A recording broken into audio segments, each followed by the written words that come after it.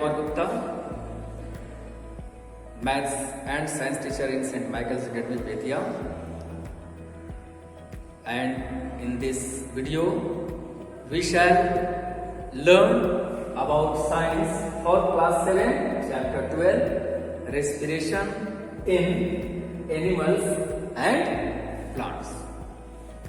Students, even this is my second video related to this chapter, and in previous video we have seen differences between respiration and breathing. As you know, breathing is a mechanical process in which we inhale oxygen and exhale carbon dioxide. So, how does the breathing process in human beings occur, about which we are going to know in this video.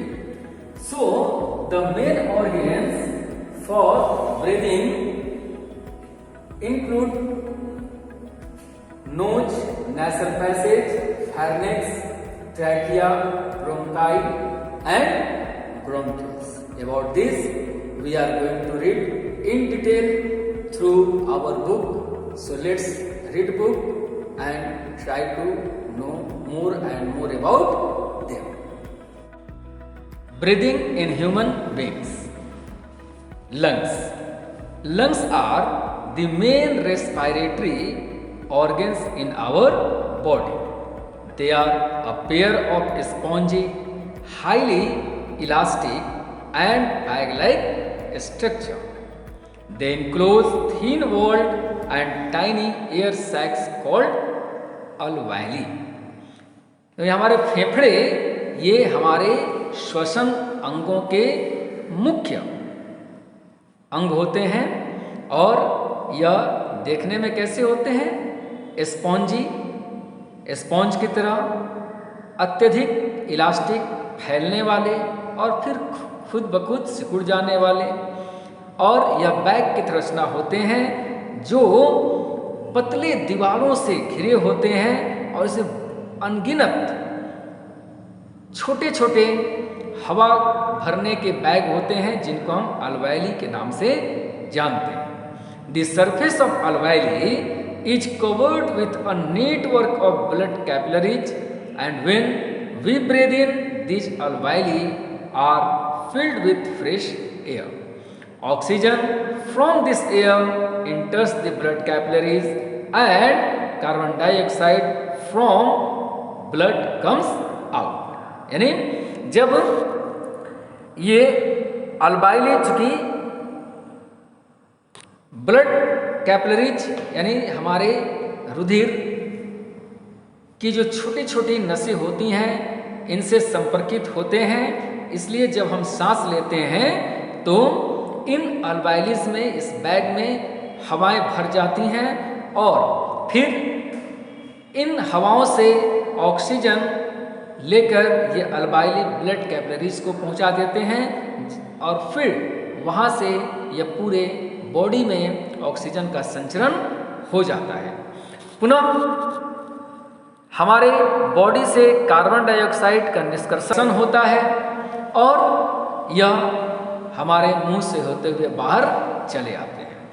जैसा कि आप इस picture में देख सकते हो, ऊपर में मैंने लंग्स का पिक्चर तुम्हें दिखाया और नीचे ये alveolis की फिगर आप देखते हो, और साथ में यहाँ पर जो ऑक्सीजन और कार्बन डाइऑक्साइड के आगमन और गमन की प्रक्रियाएं हैं वो भी आप इस पिक्चर से समझ सकते हैं. Now there are about 750 million alveolis in the lungs. The total surface area of these alveoli is about 100 square meters, and this is a large area for exchange of oxygen and carbon dioxide between the air in alveoli and blood in the alveolar capillaries. जैसा कि आपको बताया गया कि इस alveoli की संख्या हमारे लंग्स में लगभग 750 मिलियन होती है और इसका क्षेत्रफल 100 स्क्वायर मीटर होता है। इस तरह यह ऑक्सीजन और कार्बन डाइऑक्साइड के आदान प्रदान का कार्य होते रहता है, जो अल्वाइली और फिर ब्लड कैपिलरीज होते हुए, जिसमें अल्वाइलर कैपिलरीज शामिल होते हैं, संपन्न हो जाता है। Organs of breathing. Lungs are connected with the external air through nose, nasal passage, pharynx, trachea, bronchi and bronchioles. Students, as you can see in the picture, that air passes through nose and nasal cavity, where nasal passages have been given, in which tiny airs work there, as well as some mucus are found here, which are work for mixing and removing the dust particle from our air, and they send this air to our lungs, which is clear, and it just sent in the pharynx. By pharynx it is again sent to trachea, which is a air tract, and trachea also helps in breathing system. So nose and nasal passage. We breathe air through nose or nostril. In the nasal passage the air gets filtered, warmed and moistened before entering the lungs. यानी जब हम सांस लेते हैं तो उस समय क्या होता है, यह हवा हमारे नेसल पैसेज होते हुए प्रवेश करती है, जहां इन हवाओं को थोड़ा गर्म और नमी प्रदान किया जाता है। Therefore we should always breathe through nose and not through mouth. चूँकि फेफड़ों में जाने से पहले आपने देखा कि इन हवाओं को नमी प्रदान की जाती है और साथ में ये गर्म किए जाते हैं, और यह प्रक्रिया किससे संभव हो सकती है, हमारे नाक के द्वारा। इसलिए हमें सलाह दिया जाता है कि हम नाक से ही सांस लें। Pharynx, the air from nasal passage reaches trachea through pharynx। और फिर यहाँ से वो जो वायु नली होती है pharynx, यहाँ nasal passage होते हुए यह pharynx के द्वारा trachea में पहुँचती है। Trachea और windpipe, the air from pharynx reaches the lungs through windpipe। यानी यह हवा फेर्निक्स से होते हुए हमारे लंग्स में विंड पाइप के द्वारा पहुंचती है। It is divided into 2 bronchi, यानी यहाँ से यह 2 शाखाओं में बढ़ती है, जिसको हम ब्रोंकी कहते हैं, which enter the lungs of their respective side. यानी हमारे जैसे कि हमारे लंग्स में 2 पार्ट है ना, दाएं और बाएं, तो ये अपने अपने क्षेत्रों में पुनः ये ब्रोंकाई पहुंच जाते हैं। The bronchi divide and redivide into bronchioles, which further divide and finally end into air sacs और alveoli। जैसा कि आपको मैंने बताया कि ये जो ब्रोंकस होते हैं ये पुनः लंग्स में जाकर 2 पार्ट में बढ़ते हैं और वहाँ पुनः इनका विभाजन होता है और ये छोटे छोटे ब्रोंक्यूल्स पार्ट में बदल जाते हैं, जो अंत में एयर सैक्स या अल्वाइली से जाकर मिल जाते हैं। Breathing and breathing rate.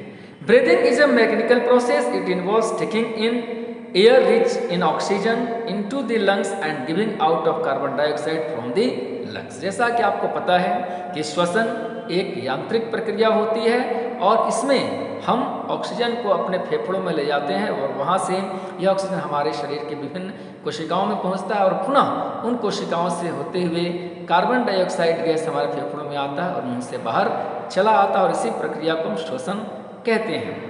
So taking in air rich in oxygen into lungs is called inhalation and giving out air rich in carbon dioxide is known as exhalation. यानी हवा को जो ऑक्सीजन युक्त होती है इसको अपने शरीर के अंदर ले जाना इनहेलेशन, और फिर कार्बन डाइऑक्साइड युक्त हवा को फेफड़े होते हुए बाहर कर देना एक्सहेलेशन कहलाएगा।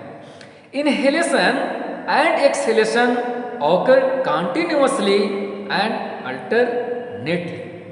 We breathe means one inhalation and one exhalation, यानी एक बार सांस लेने और छोड़ने की प्रक्रिया ही एक ब्रीदिंग कहलाएगी। So number of times a person breath in a minute is termed as breathing rate. सो एक व्यक्ति एक मिनट में जितनी बार यह प्रक्रिया दोहराएगा हम उसको उसका ब्रीदिंग रेट के नाम से जानेंगे। So something more has been given here. As normally we breathe 16 to 18 times per minute. ये जाहिर है कि एक मिनट में एक व्यक्ति 16 से 18 बार श्वसन क्रिया करता है। ब्रीदिंग रेट में increase up to 25 times per minute during fast running और हेवी एक्सरसाइज। जबकि भारी कार्य करते समय या दौड़ते समय यह रेट थोड़ा बढ़ जाता है। During brisk walking, fast running और exercising we breathe fast and take deep breath. This provides more oxygen and more energy. It means more food is burn and we feel hungry after exercising, running and playing. यानी जब हम व्यायाम करते हैं या तेज से दौड़ते हैं या तेज से हम भागते हैं तो ऐसी स्थिति में क्या होता है कि हमारे शरीर में अत्यधिक ऊर्जा का दहन होता है, भोजन जलता है और फिर इन क्रियाओं करने के बाद हमें भूख का अनुभव होता है। स्नीजिंग, छींकना। Air around us is polluted with pollen, smoke particles, dust etcetera. Normally when we inhale, these unwanted particles are trapped in the air present in the nasal passage. Sometimes these particles are not trapped in the air and irritate the lining of the passage. यानी जब हम हवा में सांस लेते हैं तो कुछ डस्ट पार्टिकल जैसे स्मोक के पार्टिकल्स हैं, डस्ट के पार्टिकल हैं या पॉलन ग्रेन्स होते हैं, ये हमारी सांसों के साथ नाक में जाते हैं और वहाँ हमारे जो छोटे छोटे बाल नाक में प्रेजेंट होते हैं यह इनको रोकते हैं। लेकिन कभी कभी क्या होता है कि ये कण हमारे नाक में उपस्थित हेयर के साथ नहीं मिल पाते हैं और यह नाक के किनारे आकर उसमें खुजलाहट पैदा करते हैं। दिस कॉजेज स्नीजिंग, और इस कारण से ही क्या होता है हमें छींक आती है।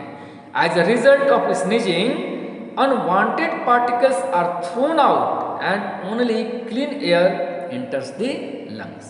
परिणाम स्वरूप क्या होगा कि जो अनवांछित चीजें होती हैं वह हमारे शरीर से बाहर चली जाती हैं और फिर सिर्फ साफ हवाएं ही हमारे लंग्स में एंटर करती हैं। When we sneeze, cover your nose so that the particles you sneeze out do not fall on others and are not inhaled by them. इसलिए हमें यह ध्यान देना है जब हम छींकें उस समय अपने मुंह और नाक पर रुमाल रख लें ताकि यह दूसरे लोगों पर हमारी छींक नहीं पहुंच पाए और यह उनके द्वारा श्वसन में नहीं ली जा सके।